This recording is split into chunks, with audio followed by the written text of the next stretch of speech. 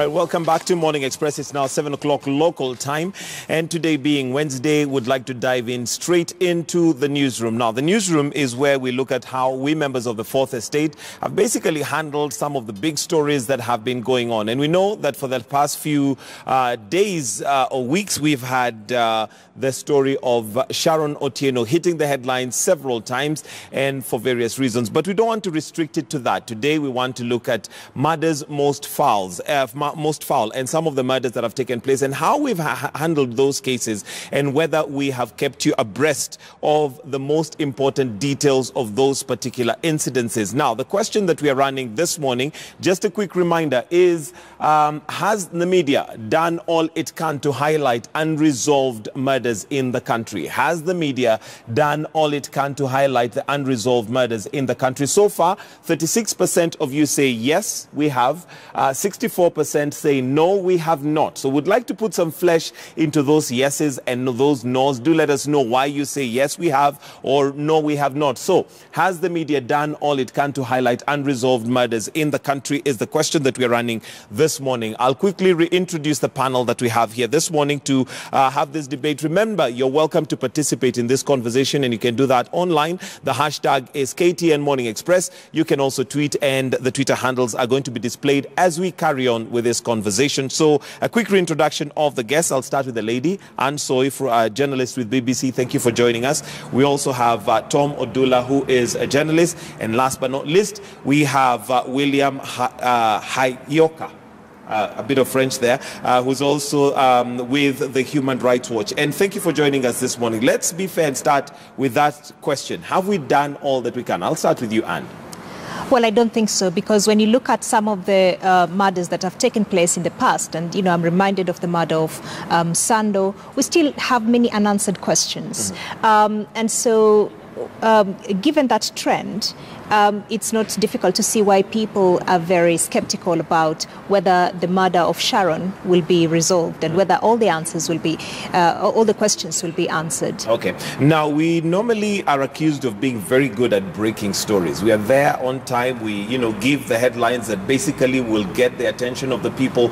But it seems to take a lull after that. What specific challenges might we be undergoing through as the media? Because maybe there are reasons why those stories, sort of die out. We think of stories like Willie Kimani, the lawyer.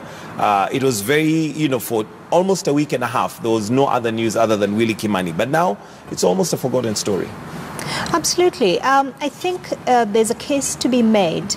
And I think generally the Kenyan media has done quite well in the region in trying to investigate some of these murders and trying to bring to fore some of the information that's been hidden from the public, but there's still much more that needs to be done.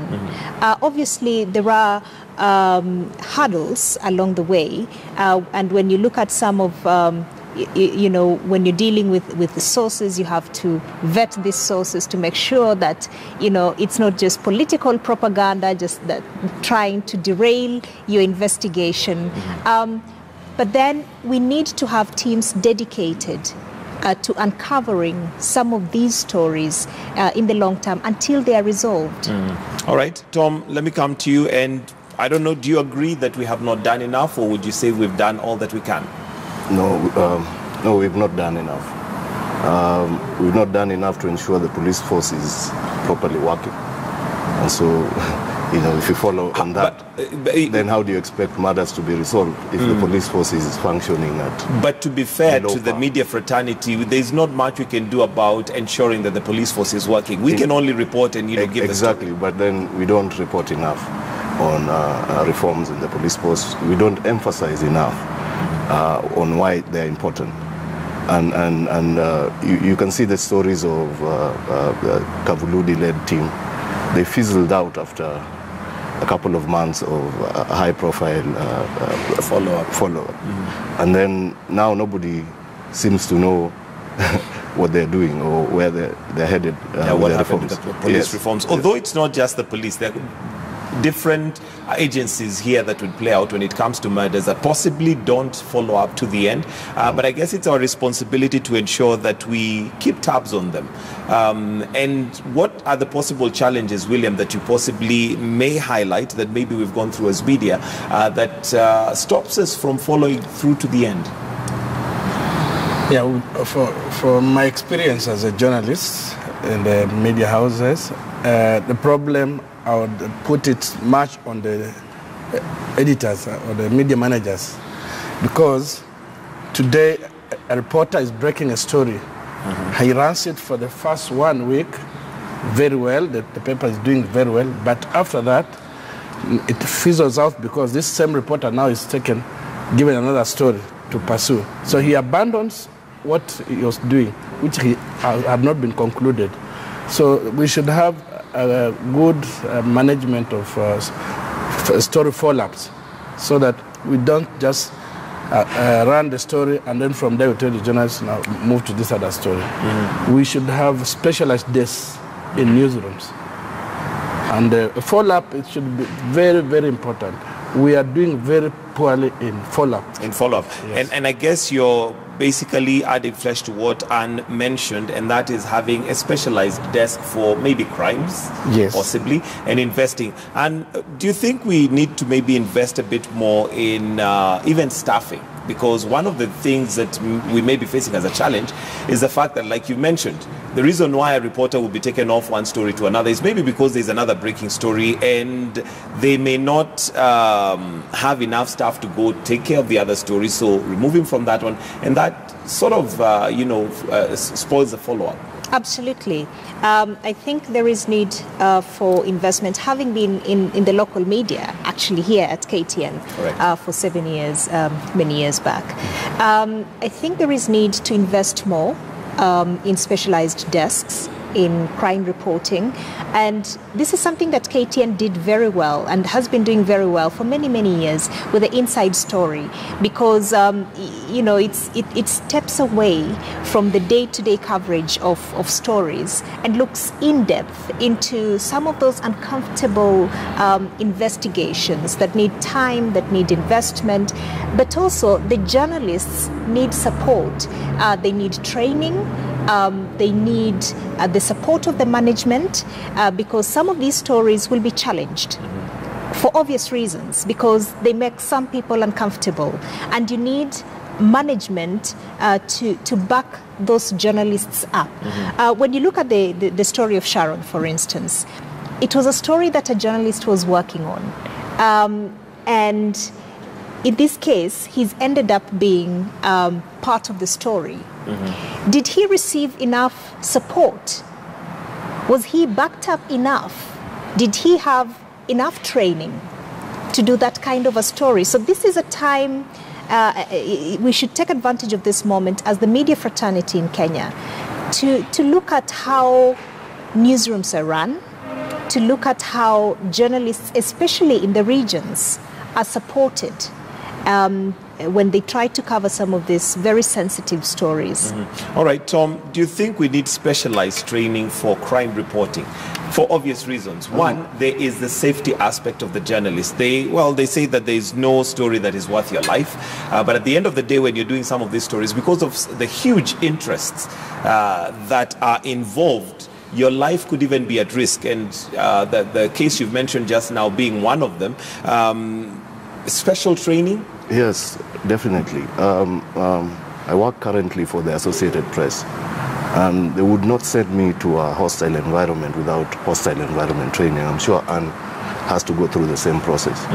And other media houses have to, international media houses will not send you to anywhere where you're in danger without specialized training to enable you to understand what you're getting yourself into, prepare for any eventuality, and come out alive. Yeah. Now that you've gone through some specialized training, what are some of those things maybe you look at the local media doing, especially in times of violence? For instance, when we have post-election violence, there are times we're really exposed to a lot of danger, but we are out there to try and get the story at the risk of, literally losing our lives. I've done this myself when I worked for the Standard many years ago, and I rushed into some violence without understanding the environment. Who was fighting or who. And the people I was going to interview turned against me and started stoning me.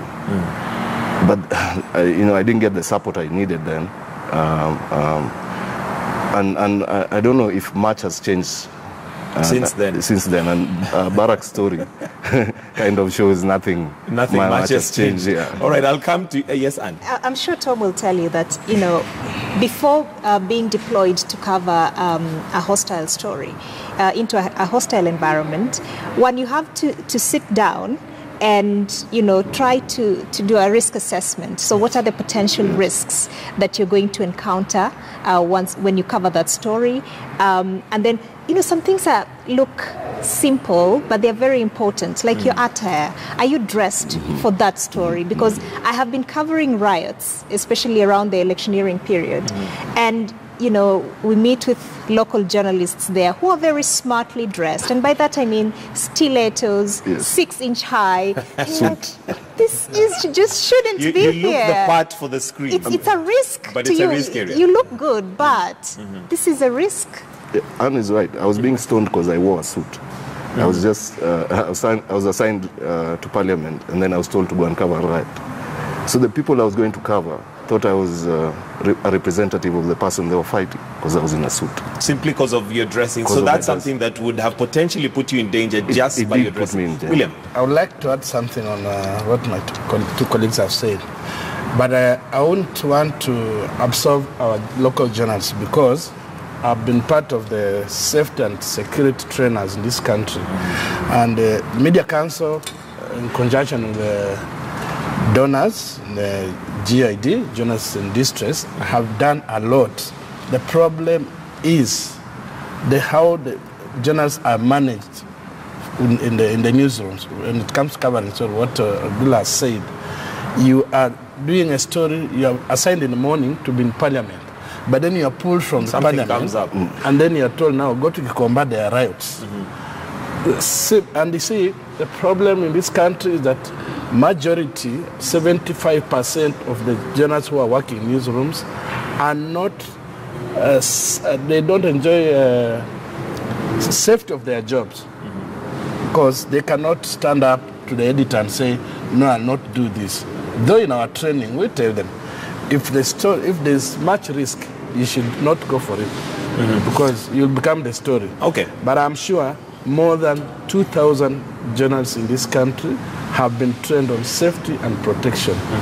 It is only that the way they are managed, that's one thing, and at times some carelessness on our journalists happens. Okay, and maybe just to run us through some of those things to look at specifically, because sometimes it's the nature of our job that something comes up and you need to be there fast, and especially with social media the way it is now, we find ourselves playing catch-up in terms of breaking the story, although we should be giving more of the context than just breaking the news, because I mean, when it comes to breaking the news, Twitter will do that pretty well, Facebook will do that, but maybe some of the nuggets that you would give in terms of risk assessment, coming back now to the the murders that we're talking about, what are some of the things that we should look at as a journalist before you get into that scene, before you get yourself involved? And taking the example of Barack, who was in a vehicle, lured apparently, as it is supposed by Michael Oyamo, some of the things that maybe he should have looked at for.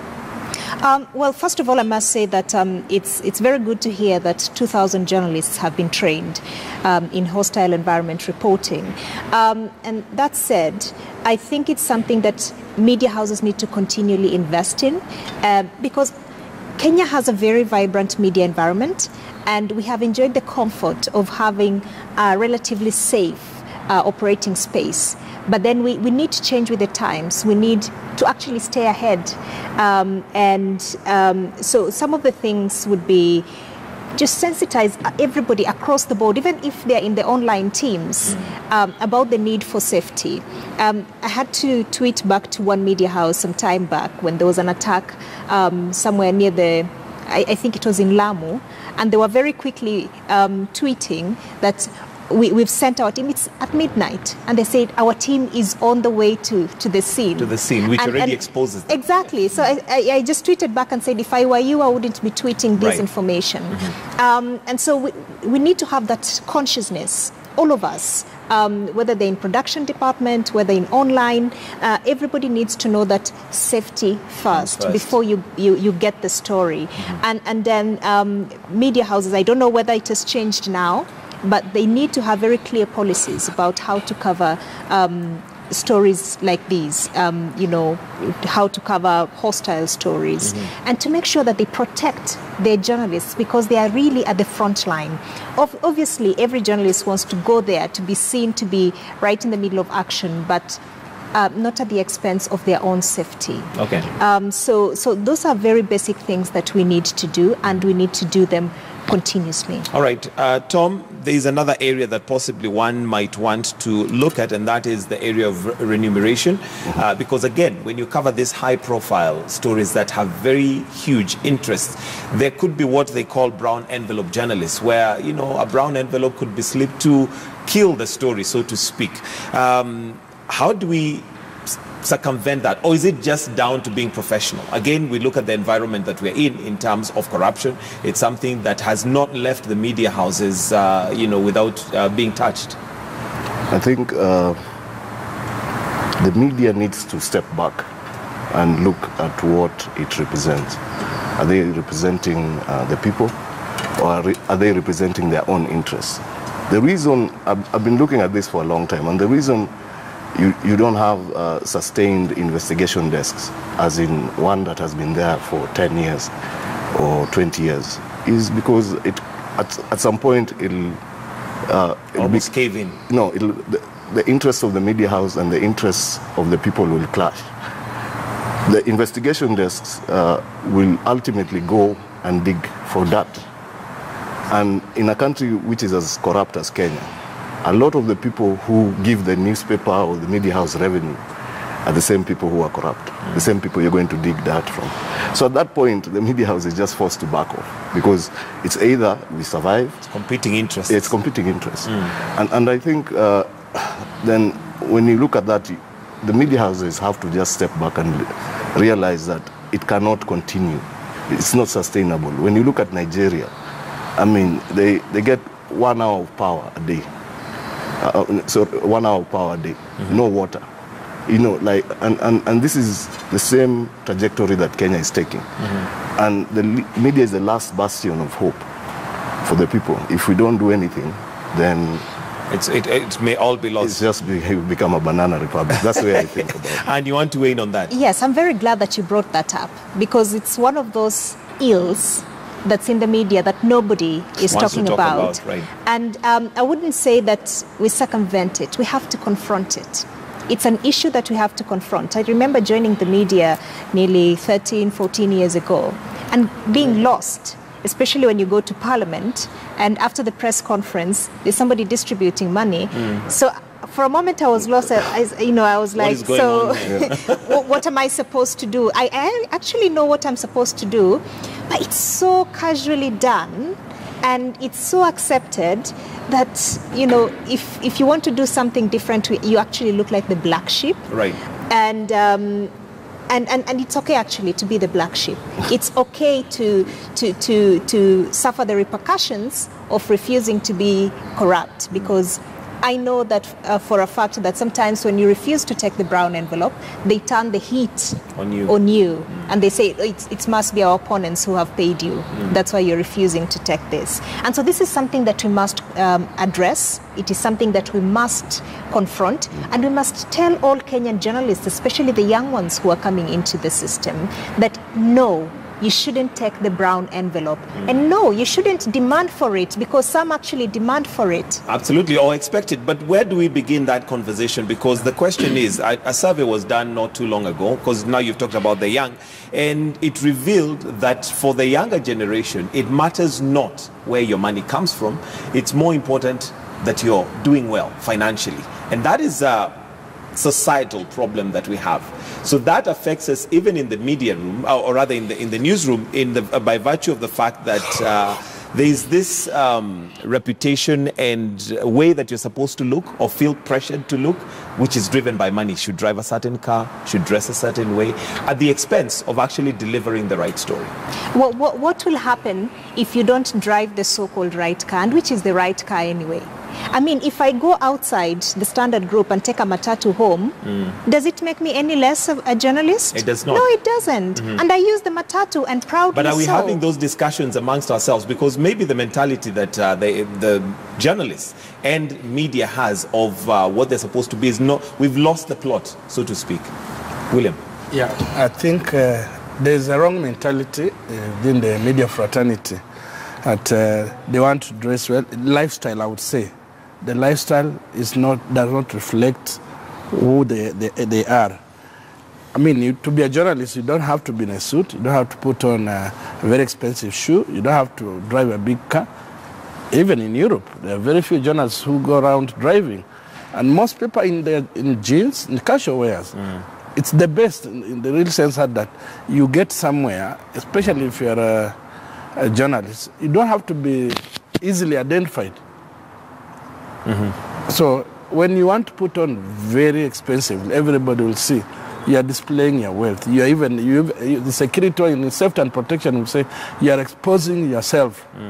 You can be a target. You can be a target. Let's go back to the business model, because I think that's an area we didn't quite venture into and find out how that can be done. Because you mentioned, Odula, that the interests that sometimes we are pursuing are interests of potential, owners of have very huge stakes when it comes to media houses. Do we need to change our business model for media houses such that we get our funding from elsewhere? So that's a question best answered by maybe the media owners. But I don't know where are you going to get the funding from? That's the next question. How do other countries do it? How do other countries manage to survive and give and be objective? I think we need to get to a point where we are independent. We're even independent of ourselves, of our ownership, so that we make it very clear to the media owners that this is a very important profession where we bear the conscience of the nation, we bear the conscience of our audience, and so it has to be respected. And I know that it can be done because I have seen it being achieved when I was a journalist in the local media, that it is possible to do that. It is possible to be so independent, you can even critique the owner, because it is actually to their credit. They should see the profit in that.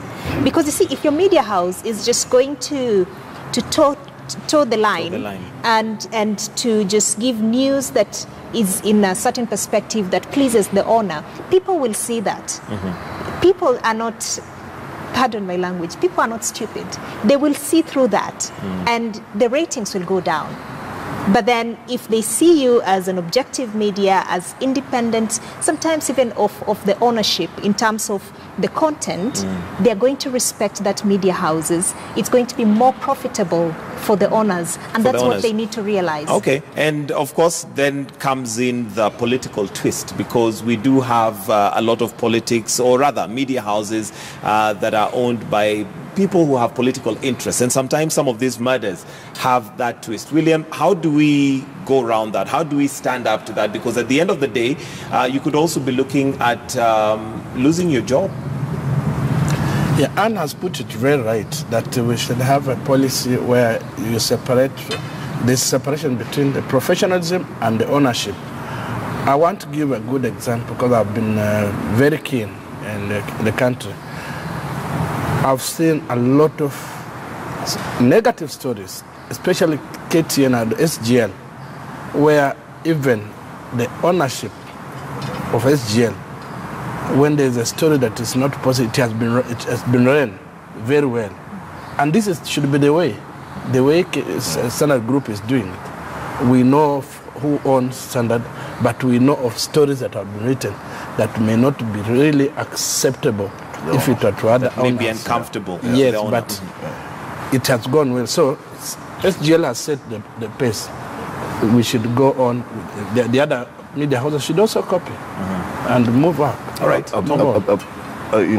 One thing journalists who I talk to in local media say is that, for example, if you're a crime reporter and you're going to investigate the police as an institution, then the police won't give you tips which will help you develop stories.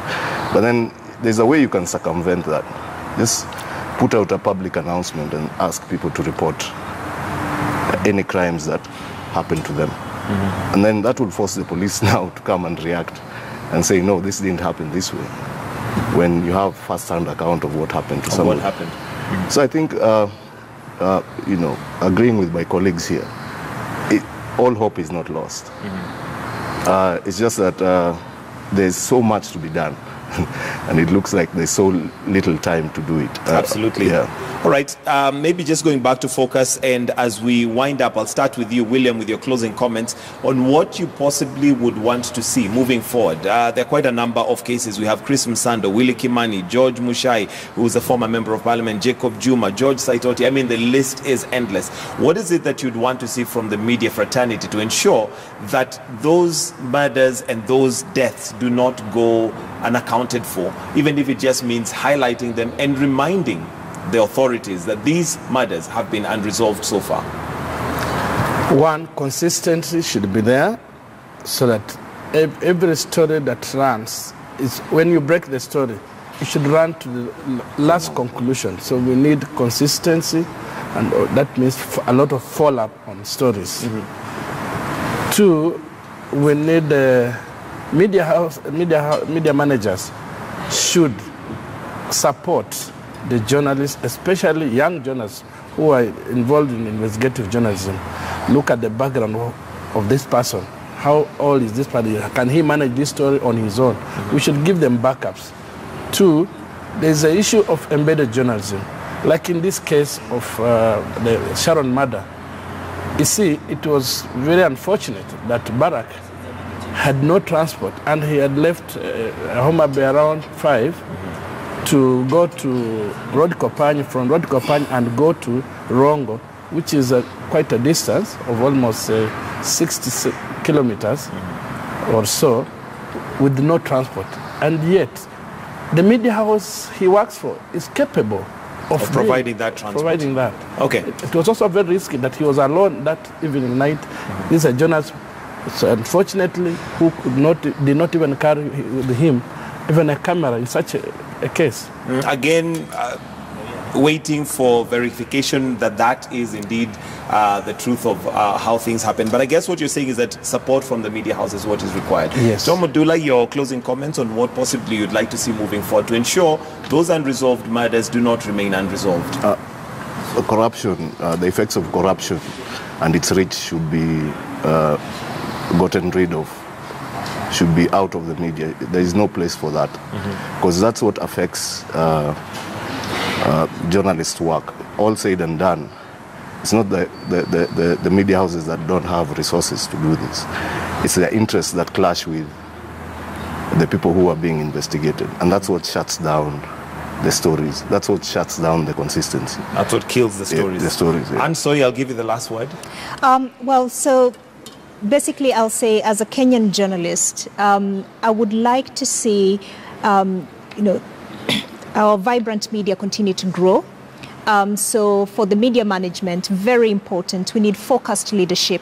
They are the backbone of the journalism. They need to invest in their journalists, back them up.